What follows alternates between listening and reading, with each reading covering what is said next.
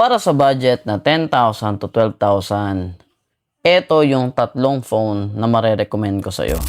So, una sa listahan natin ay si Nubia Neo 5 5G dahil maganda din talaga yung processor nito, pang gaming din siya, meron tong malaking battery and mabilis din siyang i-charge.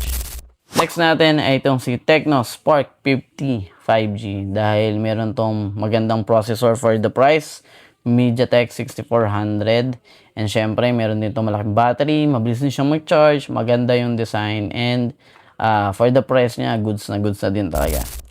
Pero ang pinaka marerecommend ko talaga is itong Motorola G100 Pro 5G. Dahil meron tong magandang processor, magandang camera setup, malaking battery, mabilis din tong mag-charge, and premium feels tong phone na to. Yun nga lang, ang downside nito, hindi siya global ROM dahil siya ay China ROM. Ngayon, kung gusto nyo malaman kung saan mabibili yung mga phones na to, pwede nyo i-click yung aking mga yellow basket o yung aking showcase, and pwede nyo akong i-PM para masend ko sa inyo yung link.